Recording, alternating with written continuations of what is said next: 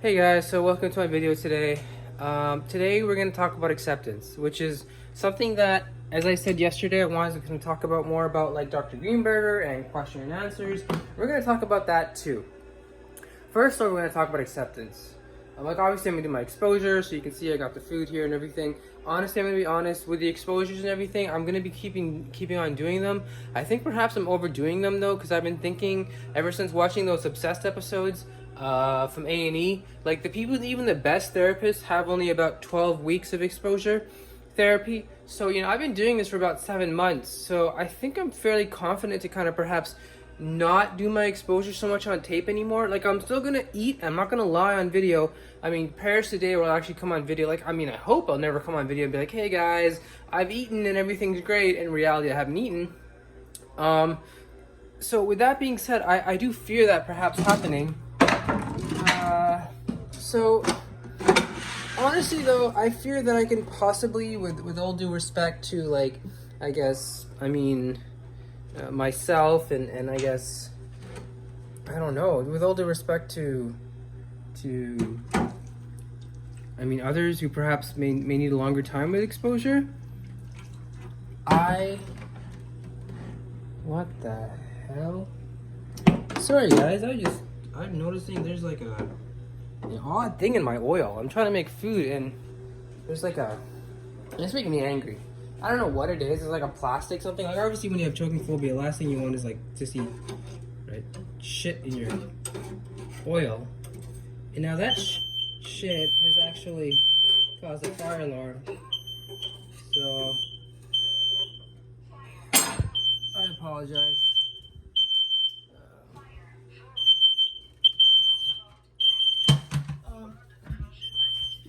This is what happens when you try to make food and this happens.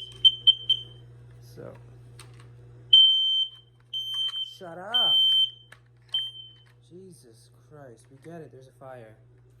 So unfortunately, looks like I woke up the whole house with what looks like to be a fire alarm because I tried to make some food and I don't know what fell, some plastic thing fell in there and then it burnt some plastic and now it's causing smoke. So, I mean, I don't see any plastic here.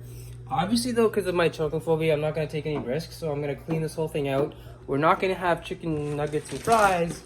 I mean, this is, some of it is, it really is not because I fear choking because of my anxiety, and you need to make this distinction or you will make mistakes in your exposure. This is because of prudency. This is just because of common sense, because as we said in the videos before, it's definitely possible to choke on food. That's not the issue. The issue is when you believe that's, a heightened risk than it actually is. See, right now, a little bit of plastic fell in my oil.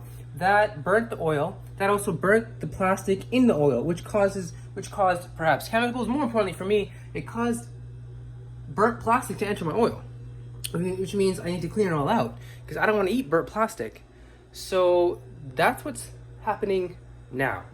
I mean, as you can see, this wasn't planned. I was just going to make the cooking and then do the video. I was going to talk about acceptance and being gay and all of that and how it was weighing on my soul and my story and all about Islam and all that. And as much as I still want to do that, I mean, I got to clean this. So what I'm going to do is simply clean this. Not now. I'm just going to pour the oil out. And I'm going to come home later after work today and just do a whole clean. As you can see, my house is getting really dirty. It's not my house, like I don't pay rent. It's my dad's, basement that he, I guess owned the whole house to, and I guess he lets me live in this room for free. So, God, that sounds so. It's true. That's my living arrangement. So what I'm gonna do is, yeah, I'm gonna go order some food. Probably go to Tim Hortons or something and get something, and then I'm gonna come back and do the exposure because oh no, that's stupid. So yeah, man, I wanted to talk more about, I'm gonna quickly talk about what I wanted to talk about though. The whole moment is gone though. I really felt like I really wanted to talk about it now. I'll still briefly, it's just, being gay and Muslim is hard, right? Obviously, being gay and Muslim, whoa, like there's a big contradiction. Gay goes this way, Muslims go this way, right? Gays are on this side of the street, Muslims are on this side of the street. And I've been thinking about it a lot. what does it mean? What does this mean? Like, my last video, I had a video entitled let's define what gay attraction means, and I talked basically about what Islam believes about being gay. A thought came to me, what do I believe about being gay? Right? I was thinking this earlier, like I prayed earlier. I'm trying to do, I prayed Fajr, and after Fajr, a thought came to my mind. God, like I want to understand. Like I know I'm not supposed to question you, right? God says in the Quran, He will not be questioned. Well, you will be questioned, right? We're referring to on the Day of Judgment. And I know that's obviously like I have to hold on to that. I believe in the Quran.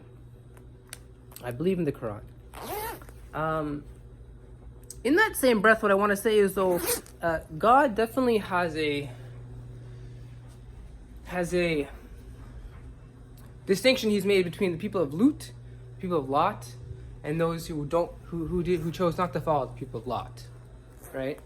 And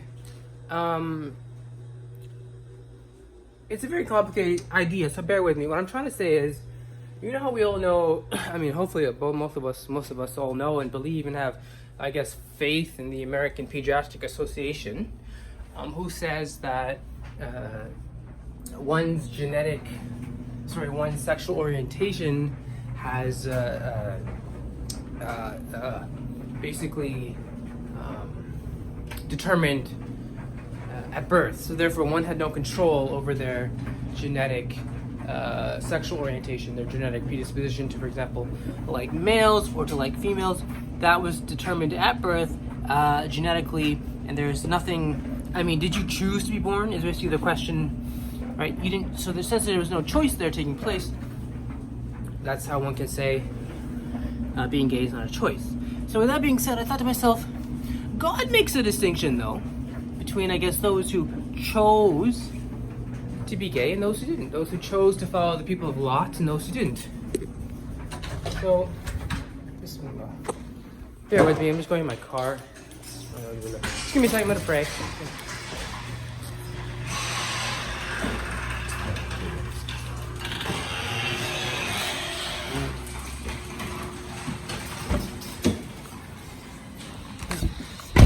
Okay, so I'm back here. So, as I said, he makes this distinction between the people of Lot and the people who are not of Lot. And there's obviously this distinction, and this distinction is something that is mentioned in the Quran, and it's a distinction that is based on choice, right? In the Quran, God says that we are free to choose. God says, let there be no compulsion in religion. So the people of Lot, right? The prophet Lot, the people there were gay, and apparently they chose to be gay because they also chose to refuse the messenger. That was a choice, a deliberate choice they made. No one could force them, right? The prophet came and asked them, would you like to join me? And they basically said no. The whole narrative was, they said no. We're basically, I mean, super gay. I don't mean to be rude. I shouldn't have even said that. What I mean to say is we're basically hella gay. Like, we're very gay to the point where we want to have sex with basically all the sexually desirable men in our village. And we even want to, and then some angels came in the form of good-looking men and said, look, they're basically gonna, they're not worthy of basically God's love. Like, they're cursed, is what he said. The angel said that he's cursed, and God's basically gonna curse them tomorrow or whatever, and you got tonight to run out of town. And and then apparently when Lut warned his people, they said, dude, these guys are really, really hot. We want to have sex with them, rather than noticing that they were angels. That's the whole narrative, right? So you can see where a lot of the themes are of dirtiness, and not dirtiness and like, more importantly, of shame, of choice. The people of Lot chose to disobey him, which in modern parlance, no one chose to be gay. All right. So that's what I'm thinking. That's what I was thinking after I was praying Fajr. Like, God, what was your rationale behind, I guess, choosing, or I don't even want to say we're getting to attributes of God. That's what I'm saying. I don't want to ask God these questions, and yet in the same breath, I have these questions I want to ask. For example, like, why? I don't know. Like, not why am I gay, but like, obviously, these questions will lead to you calling into question the authenticity of the Quran, perhaps the authenticity of God. So what I'm saying is, these questions I tried carefully. Like, I'm trying to answer them or ask them in the most Islamic and dignified manner, and perhaps that's I dare to say that may be my hang up. I mean, you know, I'm trying to trace how I was before I converted to Islam and how the whole Islam, like, depression trouble began. It's very hard because you lose your memory because it's so shocking, the trauma. You deliberately not choose to remember it because it's so distressing. Some of the things I do remember, though, is I knew that if I didn't know something, for example, before I converted to Islam, and I would basically look it up in a book. I wouldn't be scared of what book to listen to or what source to read because I'd have a good understanding of, for example, who I can trust.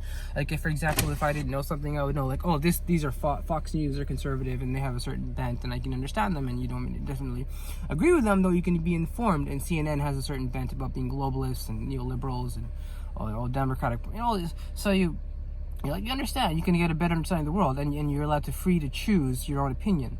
With Islam, though, it's different. It's like if you have a question or you don't know something, instead of just reading any book, you have to read the Quran, right, or the Sunnah, or the scholars, and basically, your answer is already basically there, for the most part. The answer is there. It's just waiting for you to pick it up and read it and understand it and kind of like believe in it and say it's God's word. And that's a weird kind of change I'm now realizing after years and years of being a Muslim and also struggling with anxiety. In a way, I perhaps took I don't know if I took the easy way out as much as I realize this change that's happening now. That before I wouldn't be scared of any source. Now I'm like, oh no, these sources could be satanic or demonic, could lead me astray, and I don't and so I feel like I'm regurgitating like I'm a school kid. Oh yeah, this is what God says about this and this, and this is what God says about this and this, and at the end of the day you feel hollow because you haven't really felt it in your soul. You don't really feel it in your soul. Like I can tell you the whole story of Lot and homosexuality and what as much as I know about homosexuality, that may be a good video to make. Perhaps just me telling you everything in the most kind of like structured way possible about homosexuality vis-a-vis Islam, like Islam and homosexuality. That's a good video to make. At the end of the day, though, that's freaking be very hollow because how much of it do I believe? Do I really inculcate in my soul? Like I've heard a guy in a TED Talk once about Muslims and being gays. Like there's a lot of Muslims who would go to the Friday prayers, the Jumu'ah, like the church weekly prayer on Friday, and then later that night they're on Grindr. So how much do we really believe in this? For people who don't know, Grindr is like Tinder for gay people. So it's troubling. It really is troubling to kind of like be a gay Muslim, and I don't know. I mean, I think just shut up and pray, and just ignore your urges for these hot men. Like, it sounds like a double punishment or a double test for me. For others, yeah, you pray, and like you eventually, have this option to get married. There is that option. That option is non-existent in gay Muslim culture. Mom, Dad, I found in all due respect, if you're going to take Islam from a cultural point of view, that already happened. I had a fairly serious relationship, and my parents were like, hell no. So, bet you if that person had a vagina and breasts, it would be like, hell yeah. It's more it's like Islam weaves into the culture of Pakistan, and then Pakistan also kind of weaves into the culture. And I remember having this conversation once with one of my Pakistani friends who apparently no longer is my friend. When I was not Muslim, I asked him about Islam and how Islam is a culture and how all religions are cultures, and he kind of shut up after that. He didn't really know what to say, and I basically said to him, yeah, this is what I believe. Like, Islam is a culture. How do you believe separate a culture from religion? And that was a long time ago. And then I learned more about Sheikh Hamza Yusuf and Ahmed Deedat and about the inimitability of the Quran and how the Quran is perfect. And I have no problem believing in the Quran. I'm a Muslim and everything. It's,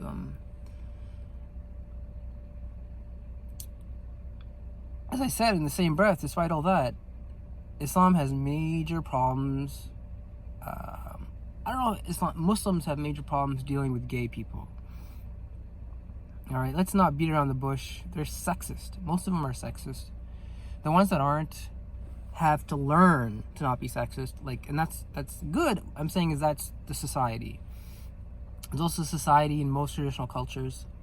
All right, you have this kind of toxic masculinity, and now the word fag is something we've reappropriated, just like how black people have taken back the word, the N word. I'm scared to say it even because they've taken it back, and that's what we need to do. We need to reappropriate the fact that we are maligned, just like the Christians. The Christians, that name was taken derisively. People who were called Christians in the beginning, like when Christianity was first a sect of Judaism, were called that derisively, saying, "Oh, you're Christians, you're not Jews." And the Christians took it and said, "We're Christians. That's what we believe. We're proud of it." So that's kind of where I'm heading with these videos now. I mean, this is what my video is now about. I'll end my rant here. I'm gonna go get some coffee or something, get something to eat, and I'm gonna do the exposure off camera. I don't really feel the need to do it, and then I'm gonna get high, and I'm gonna learn about Greenberger, and then I'm gonna do another video talking about basically the end. You know what I'm gonna do is actually gonna do Greenberger first. I just think it would be, we'll do Greenberger first, and rather than get high. High is like if you're gonna be learning, you don't want to be high. So that being said, let's move on. I mean, let's stay with it, guys. I know I promised a lot of A&E obsessed videos too. I'm still learning as to how to do that. Like, if I would like to, like, I could get like an iPad and kind of like have my phone recording the iPad. I think that's the best way. There's other ways too. Like, I have a TV, so I could possibly just I have a TV and record off my TV. At the same time, I want it to be high quality, so I think iPad is the best way. So I'm seriously thinking, it's something I want to do to make my videos more interesting. As of right now, though, it's still going to be more of like lecture format and rant format, and it's basically going to be like that. I'm moving away from exposures. If I find my anxiety of choking getting higher again, like double digits, I will immediately do an exposure like that next day, if not immediately. I find this overall, I do this as a practice. When I find my anxiety getting a bit high, I definitely try to, put some time in where I'm going to eat, where I'm going to like face it.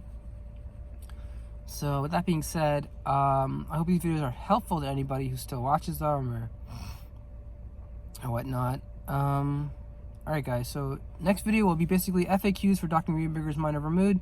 This video is basically a rant of my thoughts after I prayed my morning prayer about what I believe about being gay and Muslim. Basically a continuation of my past video from yesterday. Alright guys, stay with it.